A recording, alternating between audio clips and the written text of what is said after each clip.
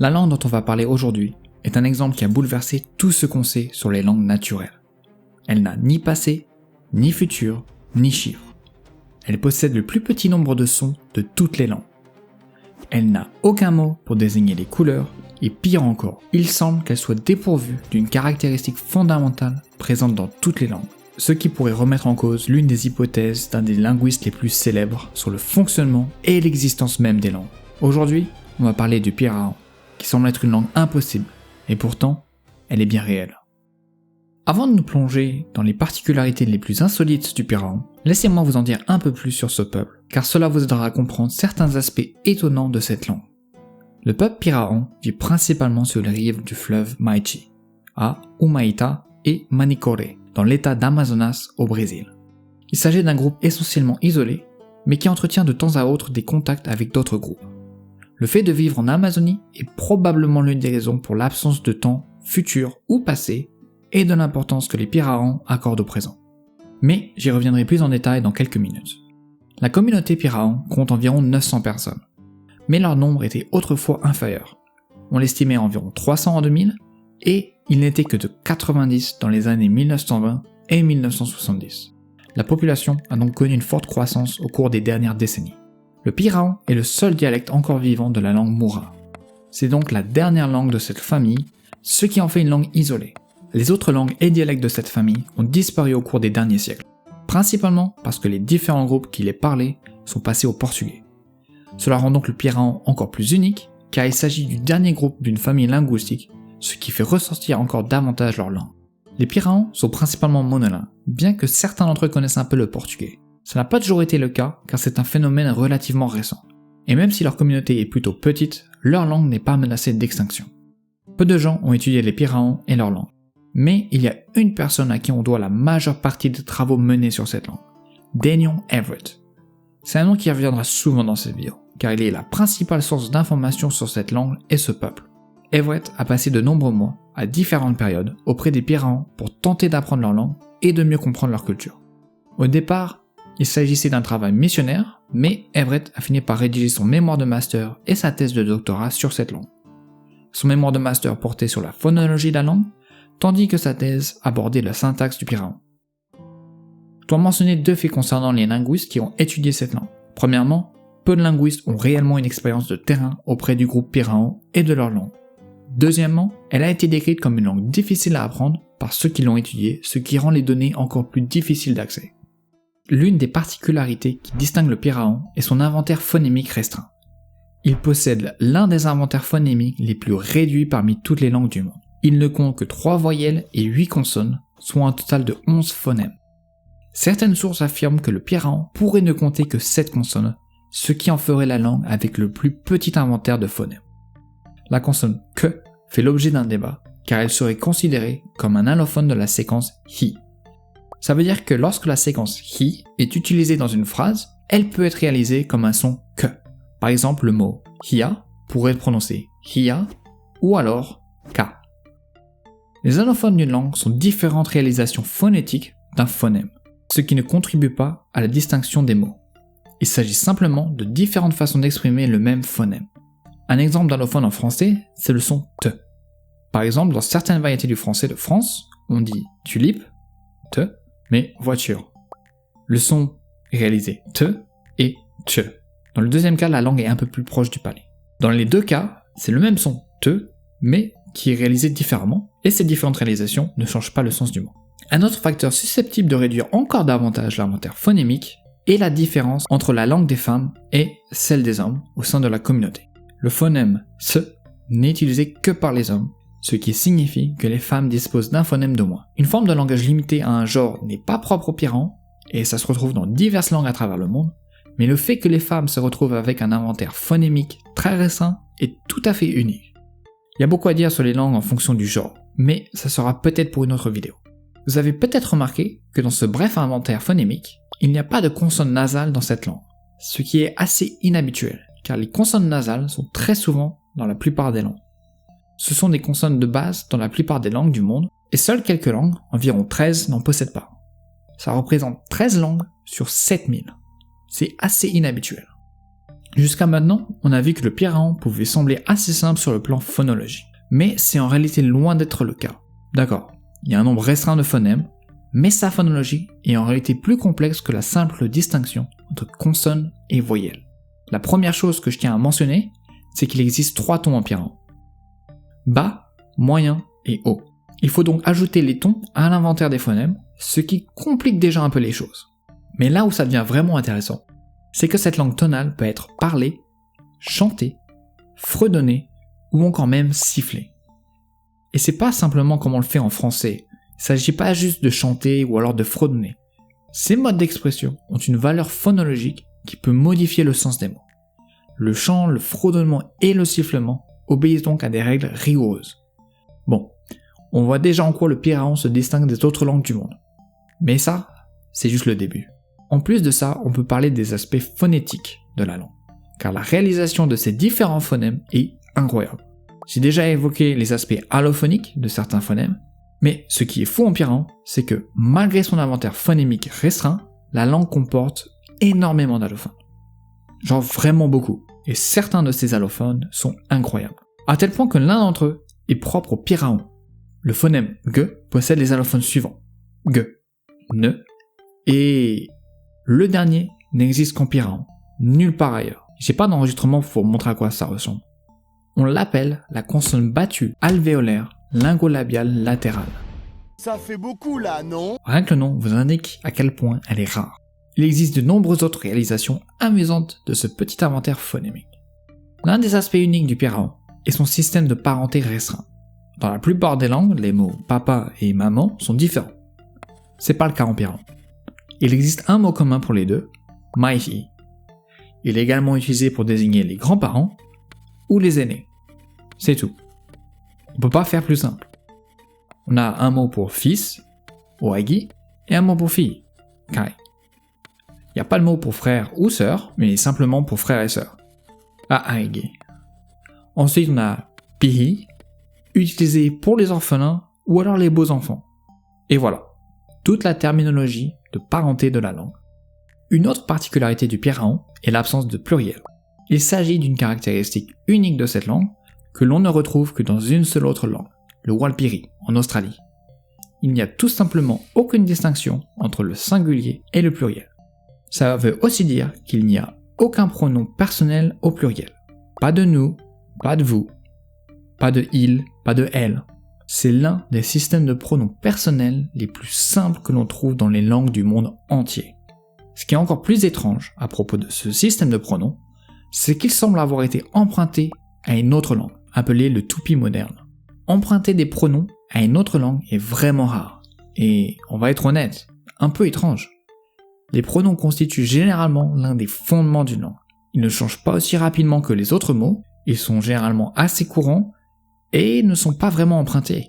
Ils sont généralement au cœur d'une langue. Mais il semble que ça soit pas le cas en piraon. Et vous avez peut-être remarqué mon utilisation de mots hypothétiques, car bien qu'on puisse observer des similitudes, ça n'a pas vraiment été complètement prouvé. Mais les indices qu'on a vont fortement dans ce sens. Le tupi moderne et le tenharin, qui appartiennent tous deux à la famille des langues tupi-guarani, étaient autrefois des langues de contact utilisées par les piraons pour communiquer avec d'autres groupes. Il est donc très probable que cette empreinte de pronoms provienne de là. Enfin, j'ai mentionné qu'il n'y avait pas de pronom pluriel, mais les piraons peuvent tout de même faire référence à des groupes de personnes. Pour désigner le pluriel, les pronoms de base peuvent être combinés. En plus de toutes ces particularités plutôt inhabituelles, le piraon est une langue dépourvue de système numérique, de noms pour désigner les couleurs, ainsi que de temps du passé ou du futur. On va d'abord parler de l'absence du système numérique. Ça semble assez étrange. Donc, pour compter, les piraons décrivent s'il y a juste quelques-uns ou beaucoup de quelque chose. On utilise des mots comme plus grand ou alors plus petit. Et ça se traduit également par l'absence de signes physiques. Imaginez que vous voulez indiquer le chiffre 5 avec vos doigts. Vous montrez simplement 5 doigts, pas vrai? Eh bien eux ne font pas cela. Ils n'ont pas de système de compte dans leur langue, mais simplement une comparaison des quantités. Là vous vous demandez peut-être, est-ce que ça suffit pour être précis? C'est là que les choses deviennent intéressantes. En raison de leurs échanges commerciaux avec d'autres groupes de la région, les piraons se sont demandé à un moment si les autres ne profitaient pas d'eux. Les piraons ont donc voulu apprendre à compter dans l'espoir d'éviter que d'autres ne les trompent lors des échanges. Ils ont demandé à Everett de leur enseigner les chiffres de base, et le résultat a été assez surprenant. Ils ont juste abandonné. C'était trop difficile pour eux. Même s'ils appréciaient les leçons d'Everett, et même s'ils passaient un très bon moment, ils n'arrivaient toujours pas à apprendre à compter. Et c'est pas comme s'ils avaient juste essayé 5 minutes avant d'abandonner. Donc là, on parle d'avoir essayé pendant longtemps, et avoir mis des efforts. Mais à la fin, ils n'y arrivaient juste tout simplement pas. Car le concept de compter était juste trop étranger pour eux. Avant d'aborder le point suivant, il y a un aspect du système numérique que je tiens à souligner. Dans un article de Michael Frank, Daniel Everett, Evelina Federenko et Edward Gibson, intitulé Number as a Cognitive Technology, Evidence from Pirahão Language and Cognition, les auteurs soutiennent que les mots numériques ne modifient pas nos représentations sous-jacentes des nombres, mais constituent plutôt une technologie cognitive permettant de suivre la cardinalité de grands ensembles à travers le temps, l'espace et les changements de modalité. Donc l'argument ici, c'est que le langage de nombres exacts est une invention culturelle plutôt qu'un universel linguistique. Outre l'absence de système de compte, il est également intéressant de noter que les mots désignant les couleurs n'existent pas vraiment en Pirahão. Ils ne disposent que de 2 mots, un pour ce qui est clair et un pour ce qui est foncé, et c'est ainsi qu'ils distinguent la plupart des couleurs. Cette caractéristique linguistique n'est pas propre au Pirahão, et ça se retrouve dans certaines autres langues, bien que ça soit pas vraiment courant. Ils n'ont aucun moyen d'utiliser un mot de couleur comme vert ou orange, mais attention, ça veut pas dire qu'ils ne voient pas les couleurs. Ça signifie simplement qu'ils n'ont pas de nom individuel pour les couleurs. Et ils décrivent parfois les couleurs en utilisant une comparaison, comme couleur du sang, pour décrire le rouge. Donc, ils décrivent et utilisent les couleurs, mais ils n'ont tout simplement pas de mots spécifiques pour les désigner. Examinons donc une autre particularité du Pirahão. Oui, je sais, ça n'en finit pas. Eh bien, le Pirahão ne possède ni temps du passé, ni temps du futur. Ça peut paraître vraiment inhabituel, mais je tiens à préciser que cela ne signifie pas pour autant qu'ils ne peuvent pas parler du passé ou du futur. Prenons l'exemple de l'anglais. L'anglais n'a pas de futur, mais les gens peuvent tout de même parler du futur. Et bien en Pirahão, c'est la même chose. Il n'y a peut-être pas de temps, mais ils peuvent tout de même exprimer cette idée. Mais c'est là que les choses deviennent intéressantes. Ils ne le font pas vraiment. Le présent joue un rôle un peu différent. Il met également l'accent sur la vie ancrée dans le présent des gens. Les Pirahão ne se concentrent pas trop sur le passé ou le futur, mais davantage sur l'instant présent. Ils ont des histoires sur le passé, mais celles-ci sont généralement associées à un individu. Et si cette personne meurt, l'histoire qui lui est associée disparaît. Donc, bien qu'il puisse parler du passé, celui-ci est également lié au présent. L'état vivant de l'individu lié à l'histoire. Ainsi, l'utilisation du passé est possible, mais elle est marquée par un aspect réel, ou alors plutôt d'évidence, quelqu'un a été témoin, et si cette personne meurt, alors l'histoire qui lui est associée disparaîtra. Et cet aspect d'évidence joue un rôle important dans la langue. Il met l'accent sur quelque chose qui a été observé. L'aspect est marqué par un suffixe, et d'autre part, le Pirahão dispose également d'un suffixe pour marquer les preuves circonstancielles, c'est-à-dire ce qui repose sur ce que l'on a entendu par quelqu'un d'autre. Ainsi, le Pirahão fait la distinction entre le oui-dire, la déduction, la certitude absolue et la présomption de connaissance directe. Tout ça conduit les locuteurs du Pirahão à s'intéresser principalement à ce qui révèle directement de l'expérience personnelle. Et les récits, ainsi que l'histoire, ne dépassent pas les limites de la mémoire vivante. Un dernier point à ce sujet. Comme le Pirahão se concentre sur les aspects liés au témoignage et au oui-dire, ça conduit à des situations plutôt intéressantes. Par exemple, le rêve est perçu un peu différemment. Un rêve est quelque chose dont on est témoin. Donc, en Pirahão, ça veut dire que le rêve est techniquement vrai puisqu'il a été vu par quelqu'un. C'est un peu une simplification excessive de la situation, et je pense qu'on s'éloigne un peu de la linguistique. Mais il est intéressant de voir à quel point les rêves peuvent être perçus très différemment d'un point de vue culturel. Avec tant de caractéristiques singulières, le Pirahão constitue un cas intéressant qui vient contredire la théorie de la relativité linguistique. Relativité linguistique, ou alors l'hypothèse de Sapir-Whorf, cette théorie repose sur l'idée que le langage influe la façon de voir le monde. Elle a été réfutée à maintes reprises et fera probablement l'objet d'une future vidéo. Dans notre cas, le Pirahão est l'un de nombreux exemples qui démontrent les limites de cette théorie, principalement en raison de l'absence de système de compte. Everett mentionne ce qui suit. L'absence totale du langage quantitatif précis n'a pas empêché les Pirahão d'accomplir avec précision une tâche qui reposait sur l'équivalence numérique exacte de grands ensembles. Comme le mentionne cette citation, l'absence de système de compte ne signifie pas que les Pirahão ne peuvent pas comprendre les quantités spécifiques, ou alors exprimer de grandes quantités, ni que leur langue n'influence leur perception. Leur expression des nombres est simplement différente. Bon, vous avez sans doute remarqué à présent que le Piraon est une langue unique, dotée de nombreuses caractéristiques inhabituelles. Certaines lui sont propres, d'autres se retrouvent encore dans quelques langues à travers le monde, bien qu'elles soient rares. Abordons maintenant l'aspect le plus controversé de cette langue. Un aspect qui a remis en question les idées reçues sur ce qu'est une langue. Le Piraon ne présente pas de récursivité. Or, la récursivité a toujours été considérée comme un élément central des langues et comme une partie essentielle du concept général de langue. C'est cette absence de récursivité qui donne l'impression que le Piraon est une langue impossible. Mais qu'est-ce que ça veut dire exactement ? C'est la capacité à répéter une structure grammaticale à l'intérieur d'une autre. Pensez à la phrase suivante. J'ai vu le chat qui a effrayé mon chien. Dans cette phrase, on a en fait deux phrases. Le chat qui a effrayé mon chien, j'ai vu le chat. On a une phrase à l'intérieur d'une autre. Et en fait, on peut répéter ce processus indéfiniment. J'ai vu le chat qui a effrayé mon chien, que j'aime. J'ai vu le chat qui a effrayé mon chien, le chien que j'aime. C'est ça la récursivité.